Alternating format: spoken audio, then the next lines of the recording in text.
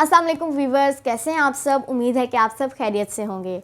आप सब जानते हैं कि स्कूल्स खुल चुके हैं और कल से मेरे एग्ज़ाम्स भी स्टार्ट हैं।